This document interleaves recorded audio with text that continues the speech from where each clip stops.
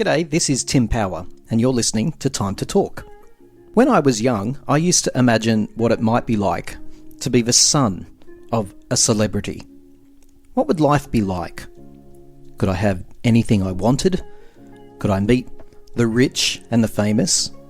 Maybe I wouldn't have to go to school. Well, now that I'm older, guess what? I still have the same fantasy. Here's the thing. When you're Johnny Punch Clock, like you and me, it's pretty natural to imagine what it might be like to have financial freedom. And I'll give you an example. I like to have a vase of flowers in my little rental home. But I think I've only ever done that once in all of these decades. And I vividly recall the time that I did. I would glance at these flowers as I passed and was always filled with mutual delight and chronic guilt. Those flowers represented money that probably should have been put aside for rent. So, just like you, I occasionally imagine what it might be like to have more options. The option to take a year off work, the option to take my family overseas, or the option to buy a $12 bunch of flowers. When I peek and sometimes sneer at the world of celebrity, is it jealousy? I can honestly say not. In fact, the curiosity that you and I share about fame is one that we take pleasure in. So what would it be like to be the child of a celebrity? It can't all be good, right? Imagine being born into a fairly large family with a famous mother and the shadow of global celebrity cast over you. Imagine going through all of those crucial stages of childhood development with so many people around you at school being super interested in your mum. Do you think you might get treated differently if your mum was a star? How might it be for a child to be constantly engaged in conversations not about themselves or their interests, but about their mother? What would it be like to attend an event where people are screaming and photographers are clicking, but those lenses are focused on your mum, never really on you? Over time, would you start to feel a little incidental? Well, of course, the truth is we can never assume what it's like to walk in another's shoes. So today, rather than make assumptions, I get nosy and I ask our guest, Jake Pentland, what that childhood was like. He now co-hosts a podcast with his mother, who you all know, Roseanne Barr, and Jake shares his mother's uncensored style. He's forthright, he's direct, and he acknowledges that finding his own identity within a blended family and under the large shadow of celebrity hasn't always been easy. Now, we start this conversation with Jake attending to a massive water leak at the home he shares with his family, including his mother, in Hawaii. Maintenance, he says, is all part and parcel of his job as his mother's manager and assistant. Jake, listen, Tucker Carlson, he recently interviewed Vladimir Putin. I'm sure you're aware. Apparently, it took absolutely years to organise. There were constant negotiations with the Kremlin. There were encoded messages, secret pledges, CIA spying, and just a hell of a lot of stealth, really. I have to say, that was pretty much my experience of getting you on this show. I apologize for that. It is not easy to be me right now. I'm not having a crack. It's just been 6 months, but we've both been really good at persevering. Yeah, no, where there's a will, there's a way, and I'm really glad you stayed on me because. Oh, hold on, I found the thing. So give me 10 seconds. I found it. Okay. Sorry about that. And no. More bullshit. All right. I assume this was some sort of big lever that was going to solve all the problems. No, he's like, just grab a screwdriver and lift the cement. So I did it. And then you look down and there's nothing to turn. I literally can't shut the water off. Which is funny because in Hawaii, you can't get water when your house is on fire. But if you break a hose, you can't turn the friggin' water off. So I wish I were in Lahaina. At least you know what to do next time there's a fire. Yeah, Just exactly. get your nephew Yeah. involved. Well, here water is sacred, they say. So if you're burning to death, they can't release it to you because of the Hawaiian water gods.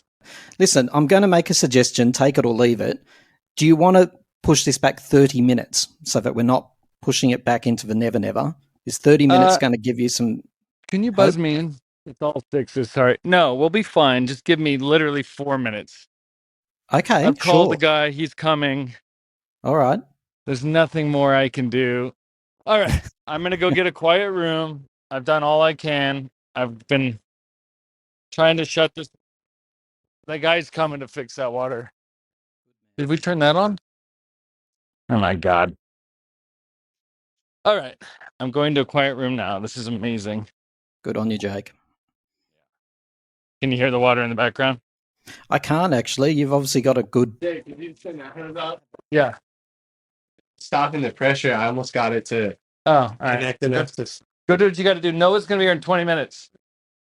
I got to go do this call. All right, bro. Yeah. I'm on. I've been pushing the guy off to deal with this. I'm going to go do it now. My wife's like, are you on that show yet? Okay. We're good now. Just give me a picture. Are you in a quiet room, a comfortable couch? Is there quiet around you? I am all quiet now. I'm all yours. It's all good. How long is this going to be? A 40% battery. Oh, okay. You should be right. You should be right. Wow, you've Okay. got all kinds of panic, man. This is like listening to me at work. It's my job, man. I mean, it's not just the podcast. The podcast is like what I do for fun. I don't get paid for it. And I love it, but I have like full-time jobs on top of it. So days like this, I won't bore you with the details, but let's just say I literally handle everything for my mom, from accounting, property management, managing, emails, phone numbers, personal assistant, grocery stores. There's 7 properties over 3 states. It's a lot. Take a breath. Don't mind me, all right? I'm good, man. I'm a pro. I'm here. Okay. All right. So whenever you're ready, let me know. Well, look, as I say, we've been negotiating this for a while, but I will forgive you so long as you promise not to give me some sort of 35-minute history lesson that begins in 800 AD. I will not do that. I'll get right to the point. Thank you very much. I don't have the temperament to pretend that I care about a 1,000-year-old Viking invasion, and I can also tell you quite confidently, Jake, that I don't have Tucker's cartoonish head either. I love it. Jake, you currently co-host the Roseanne Barr podcast with your mother. Yes. It's an absolutely wild listen, to say the least. And I'm going to give myself some props here. I made it through 3 hours of you and your mother talking to Eddie Bravo. Wow. I made it through that and edited it and had to listen to it at least. That was edited? Yeah, you should have. All joking aside, yeah, I cut out about 47 minutes, if I remember. Holy crap, man. I really do want a medal for that one. I've never asked for a medal as a listener to a podcast, but I want one for that. And I was a really good boy, Jake. I really mean this. I was trying to follow. I listened to it in about 16 parts in the car, after work, before work. And I was skipping back going, am I missing something? Like, what are they talking about? How have they got to this subject? Yeah, it was a labor of love, I have to say, but very enjoyable. No, it is. And I was, I have a rule with my mom she never follows, but I always ask her to please not smoke weed. Or if you're going to smoke weed, wait till you're like 45 minutes in. The last 15 be wild. But I don't know if you saw the podcast this week. Not yet. I guess it was last week. We did ads. The podcast was fine. It was with Tom McDonald. It was last week. But we shot ads. I did hear that one. Yeah. So most people skip the ads, which is fine. But the ads were actually hilarious because once again, she took a big bong rip right before. And she had no idea what we were doing. So I'm like, okay, mom, before we started filming, like, okay, this is, we have 5 ads. These are the companies. You just got to say this call to action, this promo code. I'll set you up. I'll tell you what's going on. And then you just look at the camera and say, go to roseannebarr.com/whatever. And she looks at me and she goes, huh? So I get so mad sometimes because I'm also her son. It's not even like the podcast producer or co-host thing. It's like, it's also my mom. So yeah. I put them in. I didn't edit them down. So and it's just like the Eddie Bravo episode. Sometimes it's good for people to see, behind the curtain a little, like what it's like. And that Eddie Bravo one, and I love Eddie, and I really was excited for that episode, but they both smoked weed at the beginning, and I couldn't keep up with it. They couldn't keep up with it. Nobody could keep up with it. Yeah, and it's taken me all these months of your podcast to start to realize, hang on a sec, it's not me losing the plot. I think they're starting to lose the threads here, not me. But that's what I'm enjoying about it. So listen, many people won't know that you actually had your own podcast for a few years, and it was called the Jake Pentland Podcast. Yes. No ego at all in that title, Jake, at all. No, I had a cult. I was a self-anointed cult leader, so no ego there either.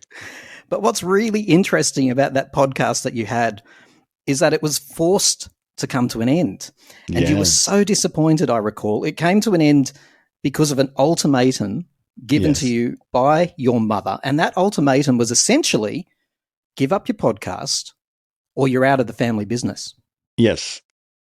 Yes, that is a true story. And, I was very mad about it for a very long time. And then, the exact reason she gave me was that it was demeaning to her legacy, because I was pretty edgy. And at that time, she was very far left. She had run for president as a socialist in 2012, and I was right wing. It's certainly compared to her. Looking back, I'm glad that podcast came to an end, because I would probably be in jail if I were to continue doing it with the way that the world went. Well, to be honest with you, your new podcast makes your old one look moderate, in my opinion. But anyway, look, this all spilled out publicly. She called in to your farewell show. Yes. Do you remember her diagnosing you on air? I don't remember exactly. I mean, I've been diagnosed quite a few times by her. Yes, please. She started, and I'm trying not to laugh.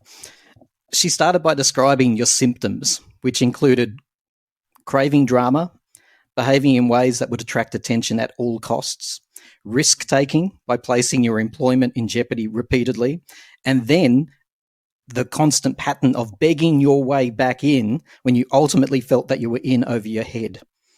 And after describing all those symptoms, Jake, she diagnosed you as bipolar. I do not remember that. That's hilarious. Well, you got to. Can you imagine a listener listening to this? It was just a very personal conversation between a mother and a son. I think you both forgot that you were actually on a radio show. No, to be honest with you, that was probably the best episode of any podcast I've ever done. I mean, that's what I want. That's what I've always wanted to do. I don't have secrets. I never did. That old podcast, a lot of them have been removed, but we did some very personal things. There was a few times she called in, sometimes rather angry, and even my co-host was my best friend. He still is, but she even went after him at one point with some pretty personal stuff. He didn't talk to her for years. He was very upset. Yeah, it was all very authentic, but I just want to track back over that reason that she gave you the ultimatum, because some people would be like, what? A mother gives an adult son, an ultimatum to stop a podcast? But she was talking about the fact that the controversial things you were saying on your show were damaging her brand and the family business. Yes. And then, as we know, she ran into that herself. And there's, I don't want to say irony in it, but I'm not the kind of person, I love my mom, and I know where she was coming from. And even though I was angry at the time, that anger dissipated, and the landscape of the world became pretty clear to me too. And then when it happened to her, I mean, if I were a less mature person, I probably would have been like, oh, now, look, see, I wasn't so bad. But yeah, she had claimed that it was racist, which of course it wasn't, just like her tweet wasn't. But you did do racial accents on your show. Oh no, it was definitely what would be considered racist by, the mainstream narrative today, but I don't consider that racist. She was also very upset at what she perceived as your constant fat shaming on the show. Yeah. Well, that was something else I did quite regularly, which I loved. I still do. I've been banned multiple times on Twitter and Instagram over the years, and usually that's the one I find that usually gets me in the most trouble, because most of the people that are censors for social media companies and wherever, or even in businesses now, are fat women. And they're very, very angry and bitter. They don't like to be called fat. They're not happy by being fat. And it's something I've always noticed. I just do it as a joke, but they're very vicious people. But people would be really surprised, Jake, because you're absolutely right. I've noticed that fat shaming, particularly of women, is something that you do often. But coming Yes. from the family that you come from, and obviously the public persona of your mother at the peak of her fame, does it seem like a contradiction to you? No, not really. No, I think, I mean, in private, me and my mom, we live together now. We get along really well. We make fat women jokes all the time. And in my family, you have to understand every family has their own culture. If you were to come sit at dinner with me and my sisters who, have weight issues. I mean, one of my sisters had her stomach stapled because she was, over 200 pounds in high school. We sit around and call each other fat at the way other people call their sisters and brothers, like friend or honey or whatever term of endearment. It's a term of endearment in my family. I'm overweight currently. I don't know if you follow my Instagram, but my wife just bought me a cameo from one of my favorite Instagram accounts, and she wrote it for him, Dan Henschel, and he basically says, "You're fat and bald and in a loveless marriage. Happy Valentine's Day from your wife Hannah." And that's just the way we are. I called cancel culture out before it even existed in my old podcast, because I saw these weren't people that could take a joke. And not only could they not take a joke, but they would go out of their way to ruin your life over a joke. And to me, that is far more offensive than an offensive joke. So I get off on upsetting those people. And I know that a lot of people look at me and go, "Well, that's really juvenile." And maybe it is, but between you and I think I'm a superhero. I think I'm doing God's work. I really do. Is it true that your mother fired you from the family business more than 5 times? I never have officially been fired. One time I quit, because we used to have a studio, and one time I did quit. And my mother is like, even though we've had contentious past, my mother is the most generous, wonderful person, like in reality. So she gave me a year's salary, even though I quit out of anger. She still paid me for a year, and then I just sat on a couch for a year and complained about, not being able to find a job. I was basically like an American Democrat. And then at the end of the year, because I never looked for work and ran out of my money, I begged for my job back. And she let me have my job back at a reduced salary. And it took 15 years of work to get my salary back to where it is and where it was when I was 19 years old. So, Wow. but that was my fault. I'm not mad at her. And just like the podcast, even though I was Mm. mad at the time, I think she made the right call. And I'll tell you now, her and I doing this podcast together has been wonderful for our relationship.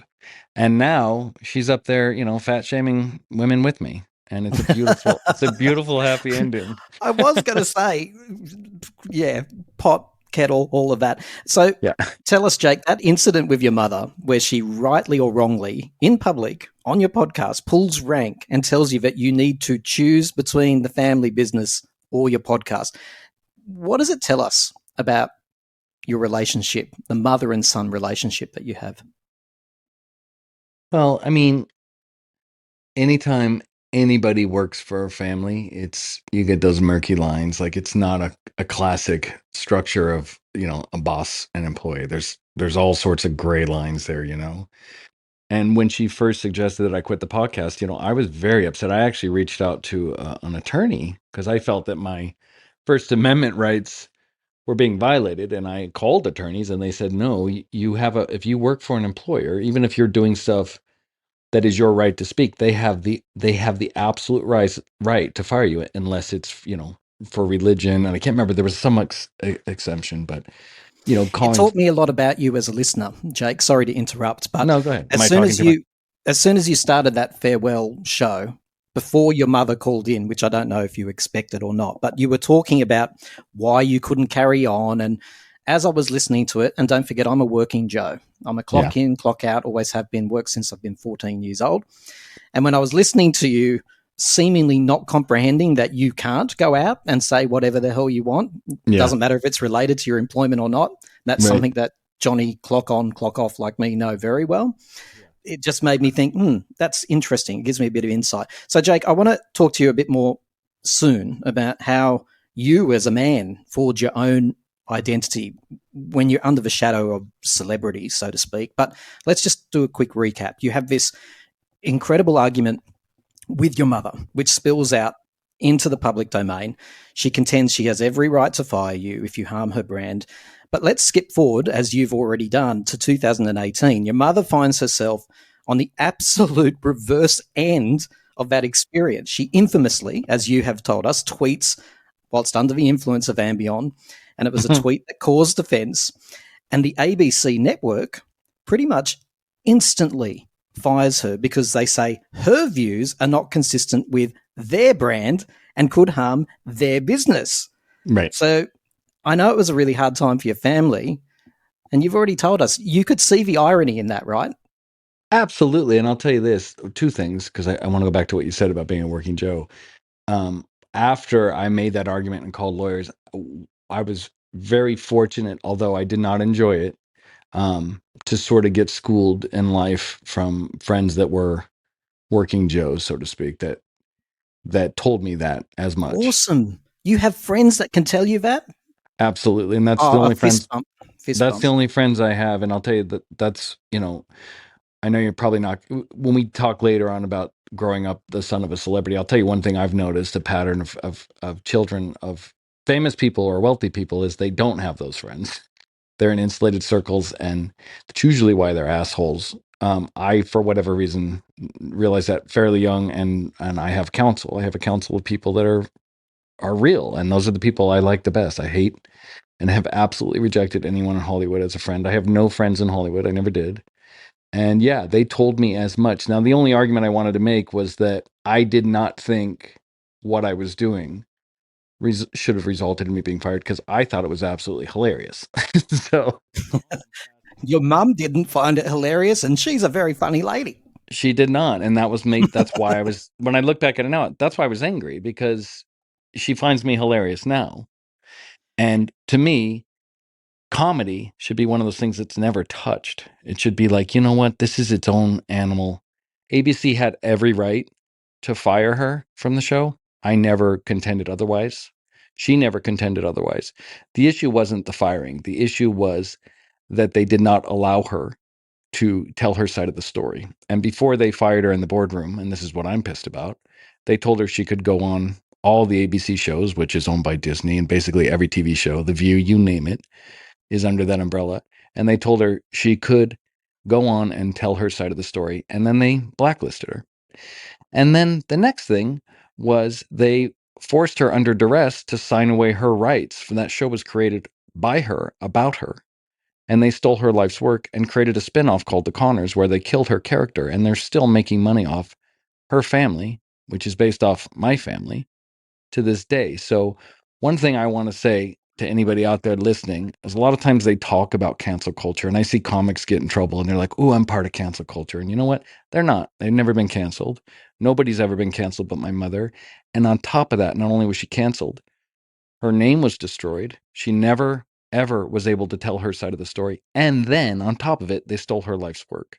So most people listening to this podcast, Jake, would be really aware of the experiences that your mother went through. And the one thing that comes across when you work with your mother, to me, is how protective you are of her. So I want to ask a little bit less about the incident and a little bit more about what that incident was like for you, for Jake, personally, when your mother was kicked to the curb, because let's face it, she was. There's no other way of reading that. When she was fired from her own show. And as you say, I don't know if the word is forced. I heard you use the word coerced, but she signed away the rights to her own piece of art. How was it for you as her son? Well, that's a great question. And you know what? No one has ever asked me that.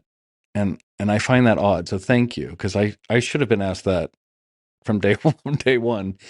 And then when you factor in the fact that I was, like what you started this interview off with, that I, and in my own way, was canceled by her, so to speak. I have a very interesting perspective on this. And also, I mean, all my online accounts have been banned over the years, so there's not really a paper trail of me. But this is something I've been fighting since the 90s, since I was in high school, this politically correct movement. So I'll tell you this. The weirdest part for me was that all it did was verify every fear I had about the way the world was going, the people in charge, the evilness of the quote unquote politically correct movement, and how evil deeds are cloaked in good deeds.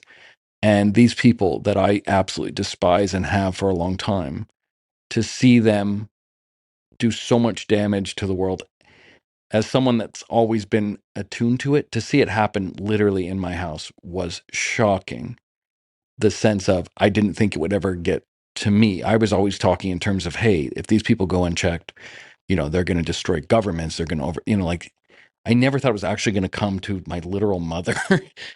And in some way, the other way is I wasn't shocked, because of who my mother was and what she stood for is the complete antithesis to what these people, and who I'm referring to are the evil cabal of left-wing psychopaths, is that my mom has always been someone who stood up for the working class. She's always stood up for the voiceless people. That's never changed. And she has always paid a heavy price for doing so, because the one thing the elites hate more than anything are individuals that work their asses off. They absolutely despise those people. Sorry to interrupt, but I recall at the time my son wasn't an adult yet. And when that tweet went out and he knew I loved Roseanne and she was cancelled, and he said to me, "But Dad, what she said, that's not okay." And I went, "Megs, I don't know but this was before the explanations were available. I said, "I don't know where it's come from. I can only tell you that show that I watched was written by somebody who was so far ahead of her time in terms of the rights of African Americans, gay people, marginalized people, the working class." I said, "It doesn't come from a place of hate. I can tell you that. Stand by. Let's find out what it was all about." And then, of course, the context was everything, but the context came too late. As I understand it, Jake, there were only two forms of response from her celebrity castmates. It was either conspicuous silence from the likes of John Goodman and Laurie Metcalf, or full frontal attacks from the likes of Sarah Gilbert and Michael Fishman. And again, thank you for saying that. So I do want to finish the last point you made, and then I won't be so verbose, but yeah, the most twisted part wasn't the firing, even losing the show or signing away the rights, because part of me didn't want her to really be in Hollywood. I wanted her to get out. Her life is so much better now, and that's a fact. Those people are not good people to be around. But the fact that this is a woman who has paid such a heavy price for 40 years in the public eye for defending African Americans, the gay community, the most liberal of liberals, the most idealistic person I've ever met, the most good intended human being. This is why I'm so protected of her. For that to be the way they paint her is beyond insult to injury. It's disgusting. If they wanted to fire her because she couldn't control her tweets and she was offensive, that would have been fine with all of us. She would have, been fired. She can't handle her tweets. We try to take her Twitter away. She's like me. She likes to piss people off. But the price she paid does not match the crime. And furthermore, it's the exact opposite of who she is and what she's done for this country. And that's what I'm trying to tell you. The people that we don't like, those are the people she stood up for, and they turned their back on her in an instant when they felt like they could. And that's evil. And furthermore, the cast was like that. Michael Fishman was a friend of mine. He actually was employed by my mother in the studio. He couldn't get work because, as you know, he is the single least talented actor that ever lived. I mean, there's guys in pornos that could teach an acting class better than that. Laugh at Michael Fishman. He is terrible, and we all knew it. We never wanted to say it to him because he was my friend. I even tried to write a movie for him. Like, hey, no, we're going to get you back in the acting world because I liked him. But the truth was, my mom was employing him because he couldn't pay his bills because no one would hire him to act. I've got things to ask you about Michael Fishman. Let's start off with what he wrote. Okay, so he I'm going to get almost immediately after this tweet and your mother being fired, he wrote, and by the way, he issued a statement and called it that, which I found a little bit hilarious, strange. sounds a little bit highbrow of me, but it contained quite a few spelling errors too. He wrote, I condemn these statements vehemently. They are reprehensible and intolerable, contradicting my beliefs and outlook on life and society. I've also lived and taught my children to be inclusive. I believe our shows strive to embrace different backgrounds and opinions through open dialogue. While I'm going to miss being part of the ABC family, I believe that to sit back or remain silent in an attempt to distance myself from the actions or statements of others would unintentionally endorse or placate those statements, which I find truly offensive. Yeah. Yeah, that was really, really disgusting because he knew her. You know, he knows who she was. And I'll tell you, when I was going through that podcast firing that you brought up, and I was angry at my mom, Michael was my friend, and I confided him many times about how mad I was that my mom was doing this to me, and woe is me. And he defended her. He said she was the most inclusive, wonderful person. He told me that when their child actors were around teachers, my mom would stay on the set and watch the teachers because she knew what was going on in Hollywood. And that when he was a kid, he was never out of her sight, that she was like a second mom to him. This is what he told me for 20 years. And there were times where I even would joke, man, you like my mom more than I do. And then the tweet happened, and he wrote that, and I mean, I've never talked to him again. I say it every time, everywhere I go. If I ever see him, I'm going to sock him in the fucking face, and I will. That is a promise. And he said racist things on a podcast that people had found, and they wanted to air it and asked me, to be on the show, and I told him not to because I didn't want to see everybody get canceled because I don't believe in cancellation, even people I don't like.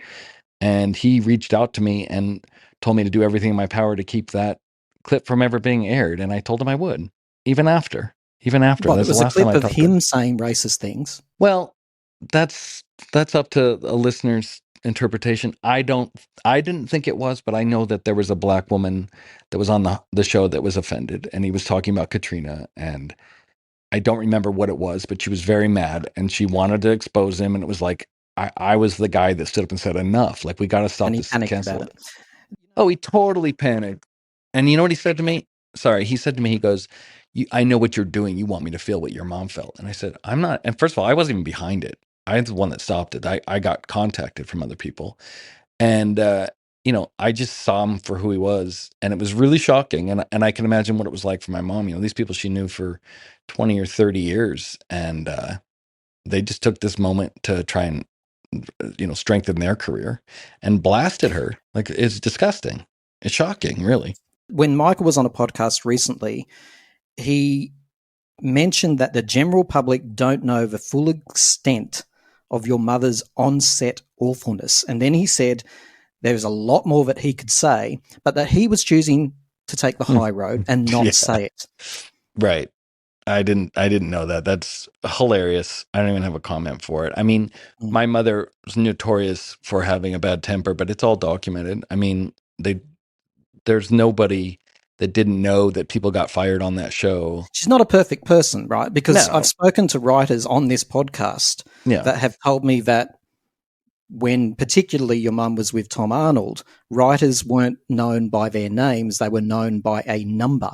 Yes, that is 100% true. My mom's even talked about it in books. I mean, she thinks it's hilarious. I do too, to be honest. But a lot of things my mom does are the thing about my mom, someone said it, that her comedy is pathological. I think it was Michael Malice, a friend of ours.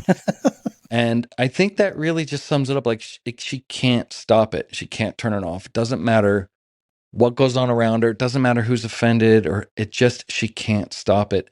And everything's funny to her. But for Fishman to try and paint it like she was some tyrant that he's keeping at bay with some secret, it's bullshit. Everybody knows it. She knows it. She talks about it. The writers talk about it. It's the lowest ground you can take to imply that you know some mountain of knowledge, because what does it do? It gets people to speculate and make up their own narrative. I've got to say, sticking with Michael for a moment, I personally believe that he is a very dangerous little man, Jake. Do you mind me just telling you a little bit why I've drawn that conclusion? No, but I love it already. I'm very disturbed. He has anointed himself as a therapist and somewhat of a church pastor-like figure. Oh my God. He is dangerously moralistic. And for quite some time, he was doing these live streams on Instagram where he Oh my was God. dispensing this unqualified advice to really vulnerable people who'd link into his broadcasts. He was so vastly out of his depth, and he didn't seem to have any concept at all about the risks of what he was doing when he was talking to these highly vulnerable people. That's really sad and hilarious. And I'll go a step further. I actually believe he is the classic example of that well-intended woke cult member. His intentions are good. I have no doubt. When I listen to him speak, he believes what he's saying, but he starts every sentence with phrases like, what the world doesn't seem to realize is, or what most people don't know is, or what people need to learn about is. And I'm thinking he has this powerfully negative default status where he genuinely believes that all people, with the exception of him, of course, are unenlightened, unaware, and he's made it his absolute life mission now to impart his alleged wisdom to anyone who is unfortunate enough to come within his orbit. He's not a listener, Jake. He doesn't listen. He just engages his mouth and he doesn't open his ears. The guests on the show that he's doing now, he doesn't even see it. Their eyes are startled. What is this lunatic talking about? This sounds like the greatest show. I'm going to go watch it. You're like, do you work for Michael Fisherman? Because I'm sold. This is high level entertainment. You like looking at roadkill, don't you? You're that type of person. I do. I really do. I mean, I'm 4chan a lot of the time, and the things I can handle. But no, he is a dangerous little man, and I'll tell you, he's a Republican too. Really? Yeah. I mean, maybe he changed over the years, but when we used to talk, he was definitely more conservative than me because I used to be. He seems intensely angry to me. Intensely angry. Well, I think with a veneer of this compassion. Do you want to know what it is? I'll tell you what it really is, because there is that woke culture and there is that sort of mind control on that side of things, which I can go off for hours. But really, it's just self-serving. And Hollywood, it's like things don't get more sophisticated in life than high school, right? So Hollywood is the cool kids. It's the jocks and the cheerleaders, and the rest of us are the nerds and dweebs and whatnot. And in order to be popular, just like in high school, you have to do things that the popular kids like. And if you don't, you're going to be outcast as a nerd and, be a nobody. So what happens is a lot of people in Hollywood, straight out, I've talked to them, are conservatives, but they know they cannot say it because they say it, they will be outcast. So it's just like in any movie you grew up in, any high school themed movie you grew up in, where I can name 1,000 of them, but where the guy is like, has that moment where he could be the good guy and stand up for the nerd. And then he just, punches the nerd one last time. And he's like, sorry, I have to, that moment, that crisis, that's Hollywood. They never really step up and go, you know what? Maybe I was a dick to you, nerd. Maybe I should be your friend. Maybe I shouldn't do this to be cool. But they don't. They literally will kick you in the face, as Fishman did. They'll make statements about your career. They'll steal your life's work. They'll do anything to stay in the popular club. And it's disgusting. And forget the child sex and the murdering people that they do. Just that alone is reprehensible to me. I hope that's the right word. So Fishman, he saw it. He saw an opportunity. He knew he was going down. He knew he'd always defended her. He knew he was a conservative. He knew he wouldn't work without her. And he thought, you know what? I'm going to get me a black girlfriend and I'm going to write this statement and I'll work in Hollywood. And that's what he did. He was dropped from the cast of The Conners. So many years later. What was all that about? Well, he's the worst actor of all time. So what happened was people were watching The Conners. I don't know who does that, but some people do. And they couldn't stand it because he's the worst actor of all time. So they fired him. And I thought it was hilarious when he got fired. I definitely Instagrammed it. But it's not really. Well, they tried that to move rewarding. him first, is what I was told. They tried to move him behind the scenes first. Oh, yeah. He was too intense. Too intense. He did direct a few episodes, as I understand it, but it was too intense. Hilarious. Too intense, yeah. Well, I'm sure he'll land on his feet. And as a long-term viewer of the show, there was basically, look, and I hate to call myself a writer because I'm not, but I love writing. Yeah. And as someone watching that show, Roseanne, there's basically only one way the writers ever handled the character of DJ. They gave him no more than 2 lines at a time, and then they would always, you watch it back, fans who are listening to this, go back and watch Roseanne and try to find a scene where DJ doesn't run off the set after delivering his 1 or 2 lines or That's is completely moved out of the scene. The rest of them stay there. When DJ comes, line, run out of the scene. And I thought that can't be a coincidence. No, my mom did that. My mom was behind that, and she was very protective of him because they wanted to fire him a long time ago. Really? There was originally another kid that was cast, and mom didn't think he looked enough like her. So Michael was hired by my mom specifically because he looked like her. She thought he was cute, and then he never grew any acting chops. So they were trying to get rid of him back in the day. My mom stepped in and said, let's work it out. Called one of the writers by a number and did it and wrote it that way. So Fishman could do it. They wrote the masturbation episode, which is one of the best. Yeah. But I think he has 3 lines in that whole episode. And then of course didn't want to kiss the black girl. And my mom wrote that, was heavily involved in that episode about we're not racist white trash. One of my favorite lines, which is how we really are in real life. It was such a good line, isn't it? It's the best. Makes me smile even listening to it now. Yeah. No, it's the best. And I think at one moment, and this is a little self-serving, but I loved it. And I wish that my mom didn't get high and go on Joe Rogan when she was defending it. But we did the Rogan podcast shortly after. He said, you deserve a chance to speak since ABC's like shut you out. And we went there. We went to the studio and we were walking. And in Rogan's studio, he has, it's this great big boys garage. It's awesome. There's gyms and all sorts of fun toys. But there's famous celebrities that have been arrested, or famous people that have been arrested, mugshots. Yeah. And he's like, there's Frank Sinatra. And we were walking while we were getting ready for the show. And we walked by one and he's like, he tried to skip it. And I was like, that's Rosa Parks. And he looked at me and he's like, oh my God, no one has ever known who that was. Wow. And I said to him, I'm Roseanne Barr's son. Of course I know who Rosa Parks is. And he was floored. He almost started crying. And he said, that's exactly what I thought. This is why I give your mom a voice. There's no way she's a racist. I know her career. I know her history. And I said, of course not. And we walked in the studio and then, my mom got high and never mentioned it. And he tried. There's one point where he brings it up. He's like, your son was outside. And she interrupted. But to me, I didn't know that was there. I wasn't doing an agenda. I know Rosa Parks because my mom's a goddamn civil rights activist. I grew up the son of a socialist, liberal civil rights activist who did more for the black community, for the female community, and for the gay community than 99% of this planet. And I'm getting emotional, but it's disgusting what they did to her. It's tragic. I can only talk about what I saw on the show, but what she did was so brilliant because she didn't make it a big issue. She normalized African American characters, for example, and she didn't put a big spotlight and go, we're bringing this character in because we're going to highlight this issue of it. They were just there. She normalized it. And I learnt so much through that show and it enlightened me as a person.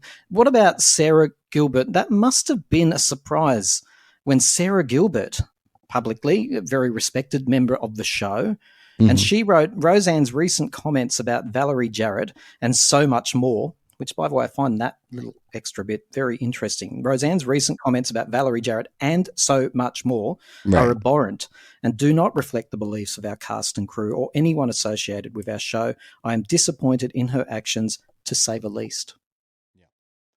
That one was, she also called her a cast, one of the cast members, she said. At one point, I remember that really upset my mom, rightfully so. My mom was not a cast member. It was her fucking show. Yeah. Which tells you a lot about the mind of Sarah Gilbert. Now, what a lot of people don't know is Sarah Gilbert, when this reboot was being talked about, my mom reached out to Sarah and said, I can't deal with the executives again. I'm too old. I'll die. They're too stupid.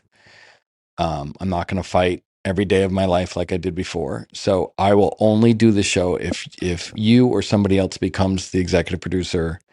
And I just want to be in the writer's room. I just want to show up and do my lines. I do not want to be involved in any of the drama behind the scenes. So Sarah was named executive producer for that reason. Now, Sarah could claim she has a successful career as an executive producer because of the show The Talk. But to me, to be to be considered a successful executive producer, you should have to produce something that isn't a complete and total ripoff of something else. But I'm old school. And now I see Sarah's pattern is she looks at a show like The View and goes, oh, I'm going to change one word. And now it's my show. And she apparently did that with Roseanne. And now it's the Connors. That seems to be her parasitic approach. So she was the executive producer. And, she wanted the show. It became very, very clear. And when this tweet thing happened, it was her moment to kick the person that was in the way of her having another quote unquote successful show, which is the Connors, which she is also an executive producer on. So she basically is the person behind stealing from my mom. And I think it was intentional. And I'll tell you this, I know it sounds so funny, but what she means by "and other things" is code. It's the same thing when Wanda Sykes walked off the show after the tweet. She said a similar thing about culture. What they're saying is that Roseanne supported Donald Trump. Your mum was toxic the moment she supported Donald Trump, right? Right. So, if my mom was so horrible on set, right, like Michael Fishman said or whatever, why would they do a reboot?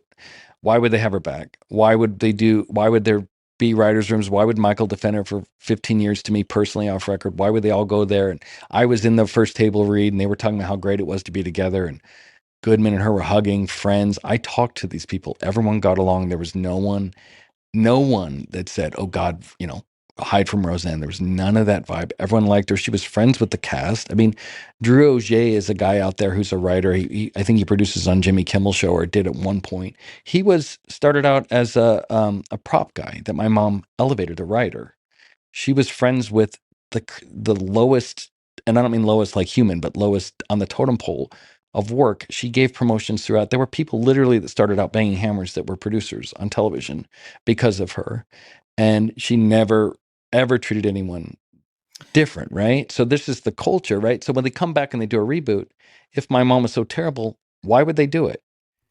Right? And if you say it's because of money, well, that's been disproven because they're losing millions of dollars from firing her from the show. The numbers aren't, Connors does not make nearly what Roseanne and the reboot made. So it isn't about money.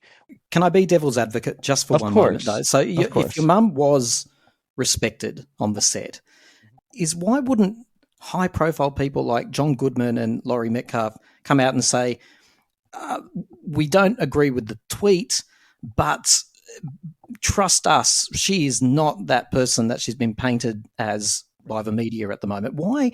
That's suspicious to me. It makes me think that there must be something going on behind the scenes. Well, I'm telling you what it is. So this is what happened. What I was trying to say with, if she was so horrible, why would they have her back? What I mean was, she definitely had erratic behavior the first time, right? But it was okay. The show was doing well. They figured out how to work it. She was calling the writers' numbers. Tom was there. They made it work. In fact, when Tom came, the show actually got stronger, as much as I hate to admit it, because I hate that guy. I think he came on the second season till like the sixth. So what most people consider the golden seasons of that show, Tom was in charge.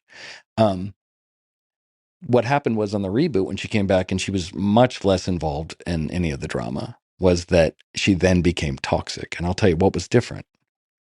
Well, there's only one thing that was different, and that's that she was now a Trump supporter.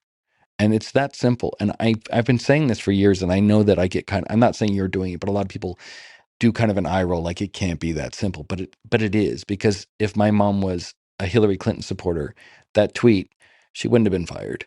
She would have apologized on The View. She would have said, I'm absolutely sorry for my whatever I said I wasn't thinking, and she would have been back on. If I accept your version of events, though, that would it can't add up to anything other than John Goodman, Laurie Metcalf being extremely shallow people. You can say that, but in their defense, this isn't just the Roseanne set that was ostracizing someone for simply being a Trump supporter. If you look at American politics, that is the landscape. They're trying to put Trump in jail. So this move to ostracize people that support Trump is bigger than the Roseanne show. It is the national landscape of America, and it's vicious and vile. So if you're John Goodman and you're Laurie Metcalf, do you speak out and defend Roseanne Barr if it's going to put you in the crosshairs of the Biden Department of Justice, Hollywood, everybody that hates Trump? These people are vile and vicious in their hatred for Trump. In fact, we have a term here. I don't know if you have it there. It's called Trump derangement syndrome. But what they wanted to do is go, no, Roseanne is not racist, but then they would be racist. And in fact, if you don't accept my premise, then you're, no offense, you're naive, because Goodman did say that at one point, and they tried to cancel him on Twitter for 24 hours. He was another white racist that was as horrible as Roseanne and needs to be canceled. So I don't Did they blame. reach out to her on a private level at least? Not that I know of. I know that Sarah said she called my mom, but my mom never saw it ring. I know that my mom left her a voicemail. I heard that the You know- voicemail said words to the effect of, "If you ever fucking use my name again, you'll be sorry." and I think that was nice of my mom, because I would have been much, much worse. But no, they didn't reach out. But you know what? They couldn't. I'm only mad at Sarah and Michael Fishman. I'm not mad at Goodman or Metcalf. I'm disappointed. So my mom famously said when this happened, she said it in a video. I don't know where it is. Hopefully you can find it. But she said, "You stupid idiots. They're not going to stop at me. They're not going to stop at Trump supporters. They're not going to stop. And eventually they're going to come for you." And it's already happening. And that's why I tell you, what started this interview was, I said, I will always fat shame women. I will always be offensive, because if I feel like for 1 second I self-edit, or I go, hey, that's not nice, 6 months later, I'm in a fucking prison camp. You know what I mean? That's how I think. And maybe I'm crazy, but I don't know. I'll put it this way.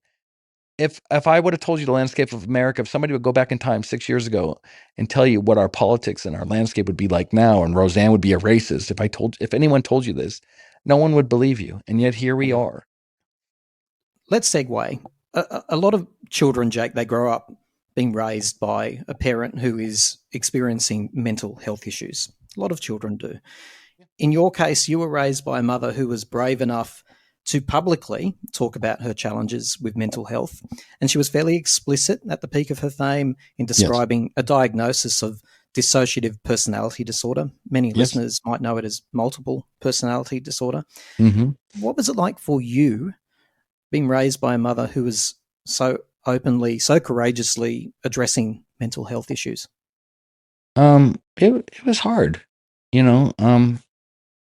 she also has TBI. I mean, she was hit by a car at 16. She had brain damage, and it's traumatic brain injury. So, that's the other thing that pisses me off about all this cancel culture stuff, is they talk about my mom's tweets being out there and wacky, and the need to fire her from ABC. But it's like, how did you not know? I mean, she's been crazy since she was 16 years old. You know what I mean?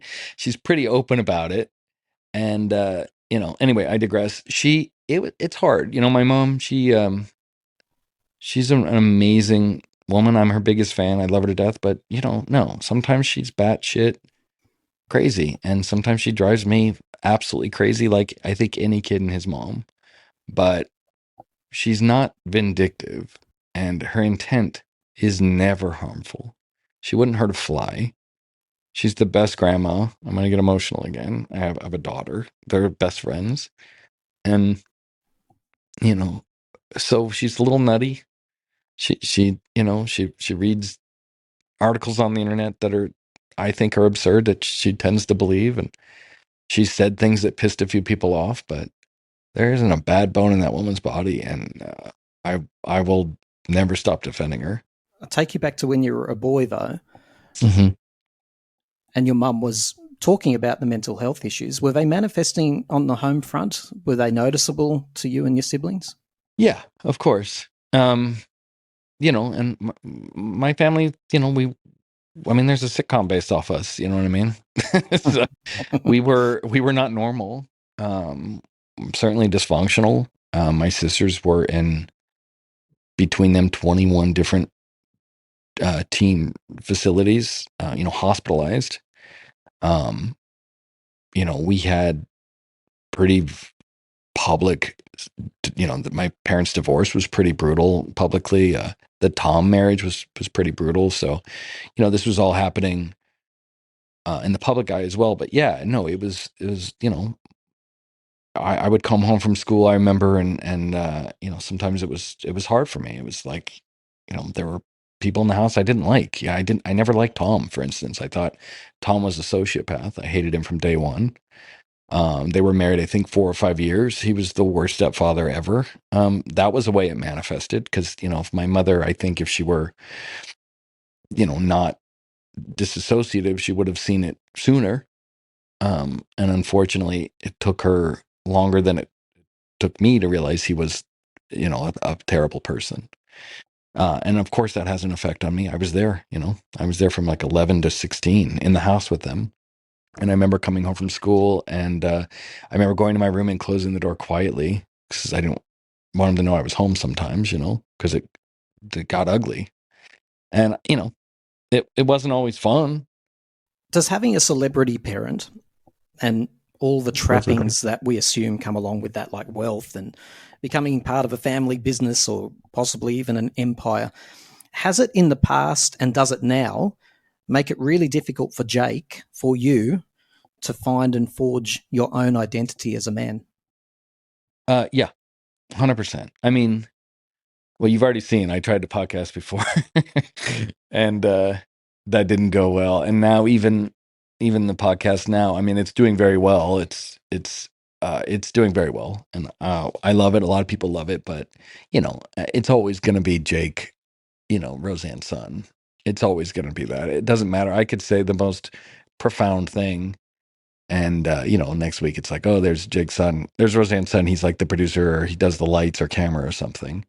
And so it's a little weird. And I'll tell you what, I'm not complaining because I wouldn't be on the show if it was me myself, right? So I'll try to put myself in your shoes, and I'd be wrestling with this allure of what is easy for you to grasp onto, whatever's on offer within the family, because there's lots of opportunities there. Have you ever wanted to just go out and hold down an independent job, a typical full-time job that wasn't connected to your family? yeah, I have done that. That's all I wanted when I was Really? 18. Yeah, I dropped out of college and I begged my mom to help me get a free internship. I got an internship at CBS Television.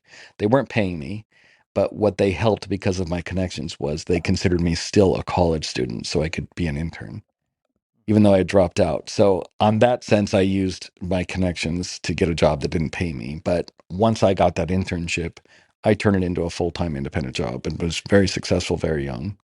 I quit that job to come work for her because she had a studio in El Segundo she was doing with her husband at the time, and I thought I could come in and turn it around because I was a young hotshot. I was a post-production supervisor at this really successful company. I was 21 years old, by the time I was making really good money, especially for back then. It'd be, I would be doing very well today. But I saw my mom struggling at this studio, and I thought, oh, I'm going to go there and help her. And I've been there 25 years since that day.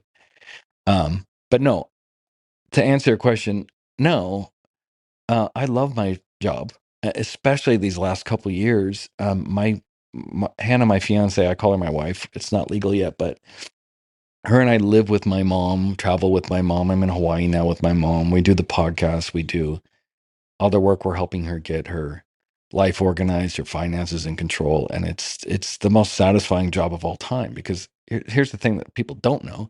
Somebody would be doing this job, right? Somebody's got to do her bookkeeping and managing and nobody loves her like I do, and nobody trusts her like I do. And she doesn't trust anyone like she trusts me. So to do this job is a win-win for both of us.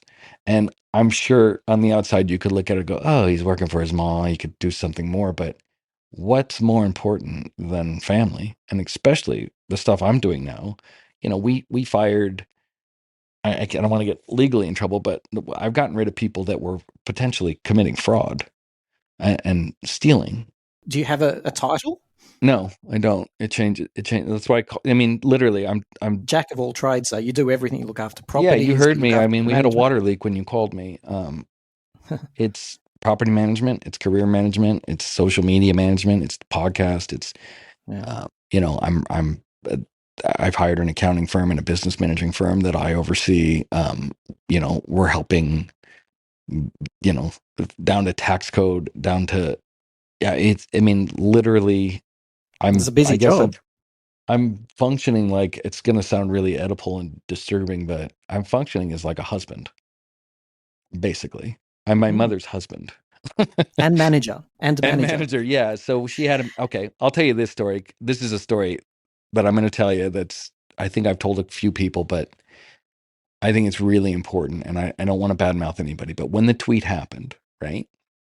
I woke up that morning. I didn't have the job now that I have. And I saw the tweet going crazy. And I was like, oh shit. Well, I'm Jake. I had a podcast. I've been fired by my mother. Like, I'm known as already being a racist psychopath, right? Let me take the hit. And I called my mom and I said, just say that I hacked your Twitter. Wow. And Wow. and she's like, are you sure you do that for me? And I said, of course. Um, of course. So we called her manager and he said to me, nah, we're gonna go with Ambien. And he's been fired and now I have his job. And it's a little late, but things would be very different had I had that role back then. So that's what I do. History would have taken a very different course, maybe. Yeah, it if would. the tweet had been owned by you. Yeah. I mean, what I told him, I said, what are people gonna do? Fire me? I work for my mom. I'm cancel proof. Yeah. So, Actually, it's quite ingenious, Jake. I've got to say, you're a bloody good manager. I'm the best. And that's another, I am. I mean, I tell you, her Twitter account's gained 500,000 followers in the 6 months that I've been helping her curate it. And it went from, destroying her career to now she's got one of the best accounts. And this is to answer your question. This is where I'm going to get a little self-serving and egotistical. What it's like to be her son. Yeah, sometimes it's great to have all these opportunities. Other times it sucks because between you and I am much fucking smarter and more talented than anybody knows. And I have to work in the shadows and nobody sees it. And I think this podcast has been really good for me because even though I'm not a co-host, like I'm a, side whatever. I think You are a I'm noticed. co-host to me. I'm a listener. Thank you. I can actually make the call here. I listen to your show every week. I've listened to it for about 7 or 8 months. You are as important as your mother on that show. And Thank if you. you're not called a co-host, I don't know who would be. You are an absolutely brilliant co-host. I'm going to get into that soon. I love the way you steer that podcast. Thank you. Well, that's what you just said. I've been hearing that more and more, and that's the first time I've ever heard that, and that's very satisfying because I feel like, yeah, there's always going to be a shadow, quote unquote, but I feel like it's dissipating. I feel like people are starting to kind of notice that I'm not a complete moron, at least. That's the starters. And then the next phase will be like, hey, he's kind of intelligent. Well, even your mum said when she called your podcast during that infamous farewell, she said that she got very maternal and she said, the reason I don't like your podcast, forget the racism, forget the fat shaming, I think you're capable. I know you are capable of better, is what she said to you. Yeah. And you know what? She was right. There is a problem I struggle with a lot of time with lowbrow humor because I do understand that is the you unfortunate used to part of burp it. on that show. You'd make crude comments. I was constantly turning my head going, did he just say that? Really? No, it's embarrassing. I mean, I was younger, but my nephews and my little brother, they still do that. My wife's here now and we're in Hawaii hanging out and they just burp and we're at restaurants. Mom's burps at restaurants and I'm like a totally different person. I'm like, I'm sorry for my family. I'm much more refined these days, but no, I think, but you got to understand, everyone talks about my mom, my dad, he's not a celebrity or anything, but he was very instrumental in her career early on. They were married for 16 years, my dad, Bill Pentland. Brilliant writer. He even did stand up back in the day, never really made it at all, but he is even more offensive than her. And so I grew up in a household where my mom and dad basically taught me that the most important thing you can do is be offensive. Like that is like I grew up listening to Pryor and Lenny Bruce. Like it was, my dad has since become left wing and he's a shadow of himself. It makes me sad. He doesn't even make in proper jokes anymore. And he was the most offensive uh, comic of all time. I mean, the jokes my dad used to tell me in private, he would definitely get canceled though in 5 seconds. But that's how I grew up. So, I look at it now like, yeah, lowbrow humor. I see on the outside how it just kind of looks so immature and stupid. And for the most part, it is. But there's a fine line there sometimes between stupid and genius. And I haven't found it yet, but I know it's there. To go back to that point, though, like every human being has to negotiate their own identity away from their family unit at some stage. That's what it's a human experience. I think yours is interesting because it's so much different from what is typical. The public might see you as just the spoilt son of a celebrity. Yeah. Are you the spoilt son of a celebrity?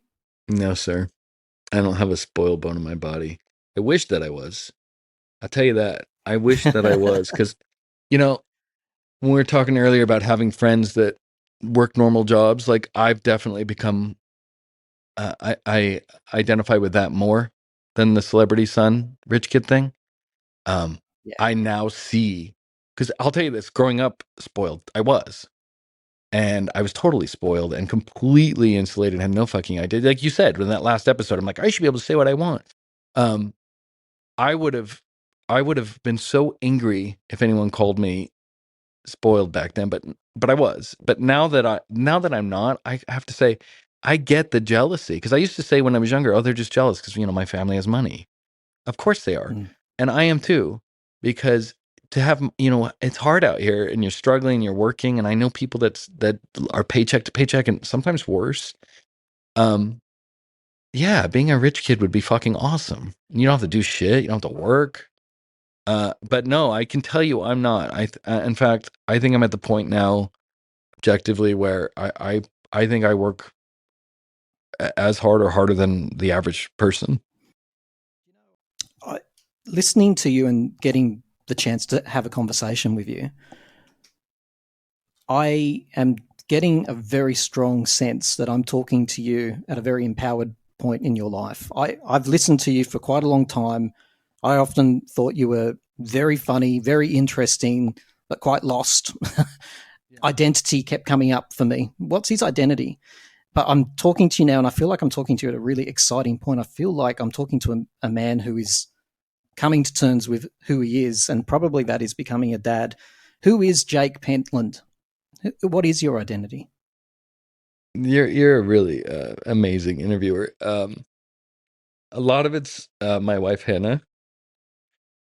She's she's right here.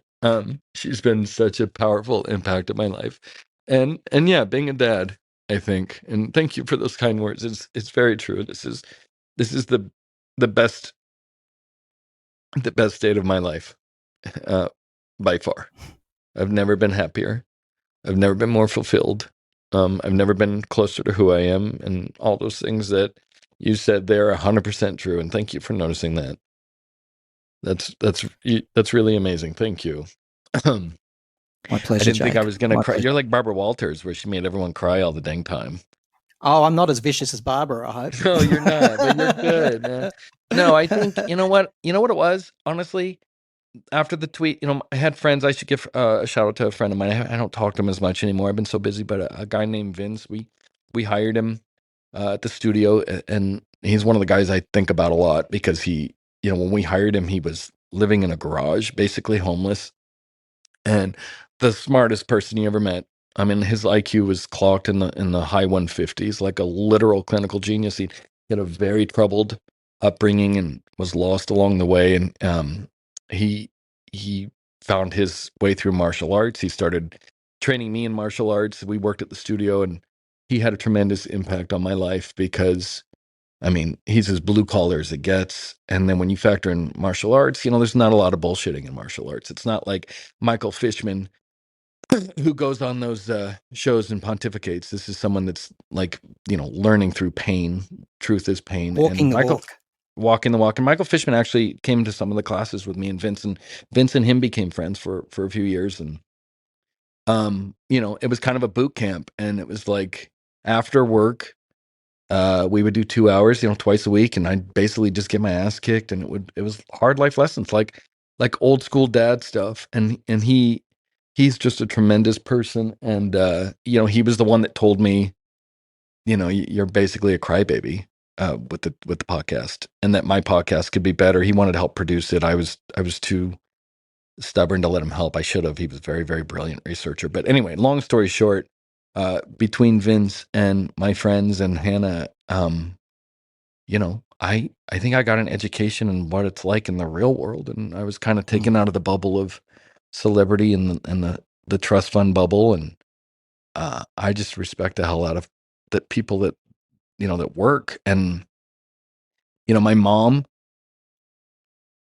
there's a parallel there because she's working class, she's blue collar, and that's never changed. And even when she was making disgusting amounts of money and the most famous person in the world, whatever, like those roots have never changed. And even now in Hawaii, like there's no maid here. There's We don't do that. My mom cleans the house by herself to this day. She's 72 years old, or she'll be 72 in November. And she cooks for us. She made us dinner last night.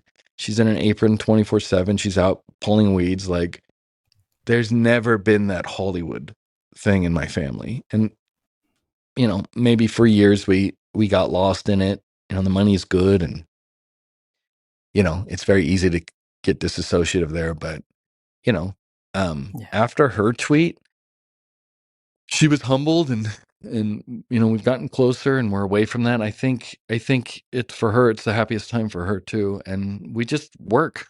Let's talk about the podcast. It's the Roseanne Barr podcast. It's very political. Yes. And I definitely want to make sure that people know about the show, but can we just tap in just for a few minutes into your personal beliefs first? Is that okay, Yes, Jake? of course. I love talking about myself. Political correctness. Yes. You've spoken about it quite a bit already, but what is going on with political correctness these days? Well, I mean, this is a true story.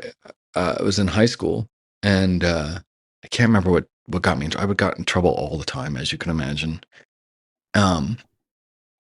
Which it's funny now because I would actually be in jail now. I had actually written a threatening letter to one of my teachers that I was going to kill her.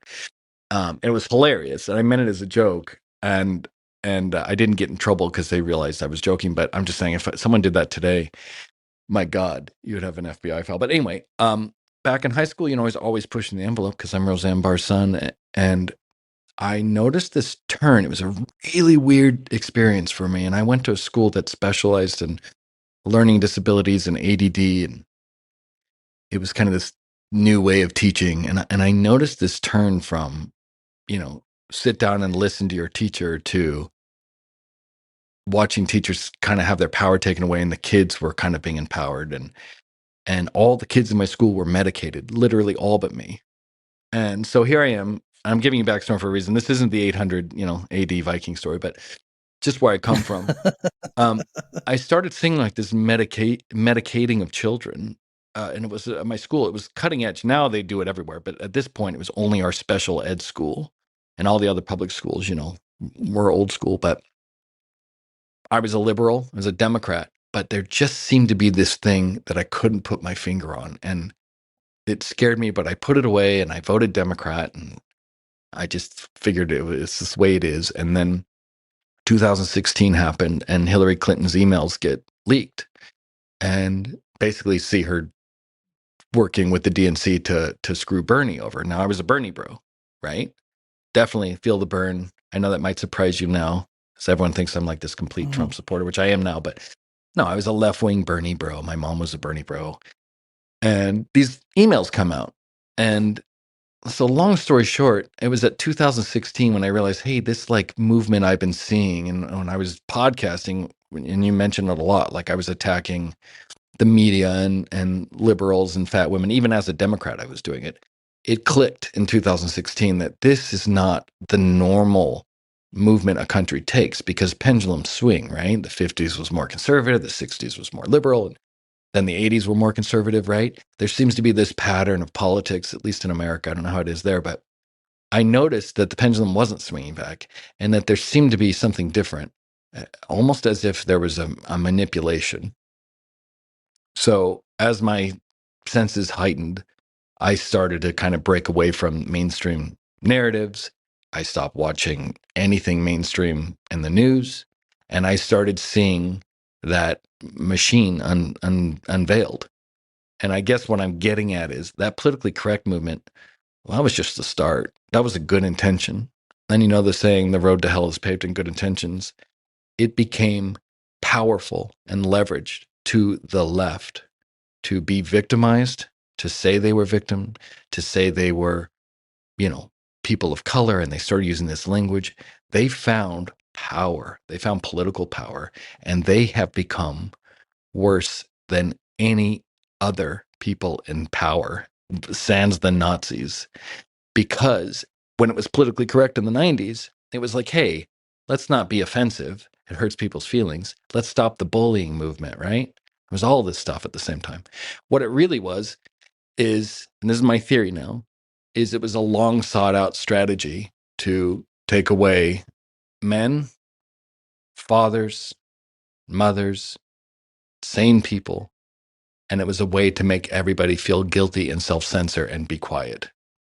When I was a Democrat in 2010 and the 90s, it was coming from the right wing. You'll remember when my mom did her show and did the gay kiss, they tried to pull sponsors and pull it off the air. That was Republicans. That was Christian right. They didn't want a gay kiss on TV. Yeah.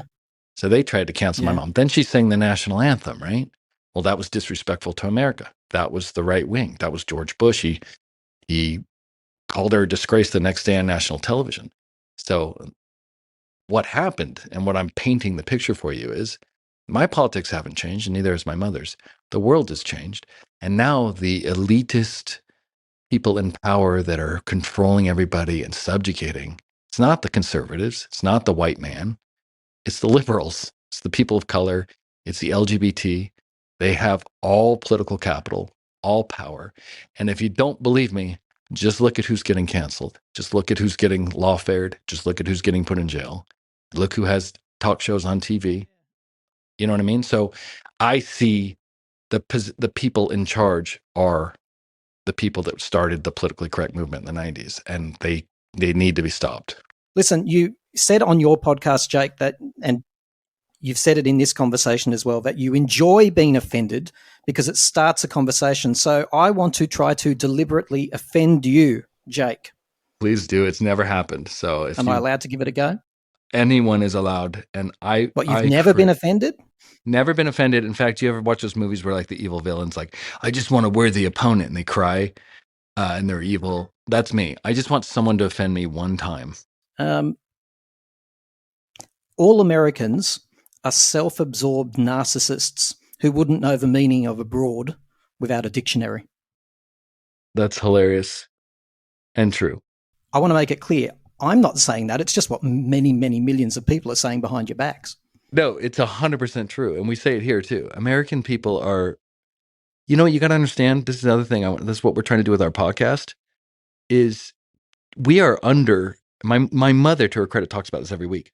We are under heavy mind control here. I don't know what it is like. I can only speak for America, but we are blasted through social media, through television, through movies, through the quote unquote news agencies on the cable.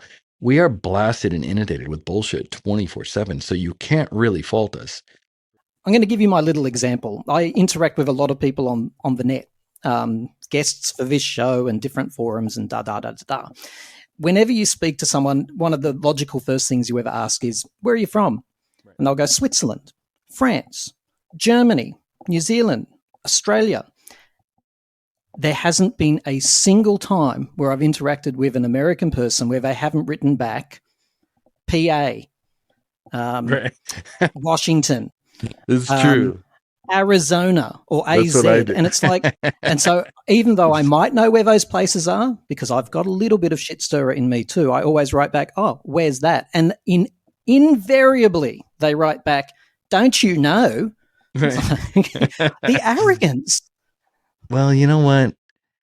It's why I love this country, man. A lot of people, all I ever hear here all the time is how horrible America is. It's all they're doing because that's part of the brainwash program to destroy it. But you know what? I'm proudly American and I'm proudly arrogant about it. Do I wish I had more knowledge on geographically? No. Because I'm American. I don't have to. It's like someone's gonna tell me. Someone's like, "Oh, I'm from it." Well, it's like Ukraine war. You know, everyone here's like that was a fun thing to do, and it started like all these like Ukraine flags. You would say to other American like, "Show me Ukraine on a flag." That was our fun argument for us on the right. Nobody could do it. But here's the thing: none of us on the right could do it either. I don't even know where Ukraine is. I don't care because I'm American. Come on, And Jake. you know What the hell is going on over there, man? Your country is run by someone who, honestly, if I passed them in the street, I'd escort them back to the home. You should be attending press conferences in a dressing gown. What the hell is going on over there? This man could fall onto a nuclear button and not be able to get back up.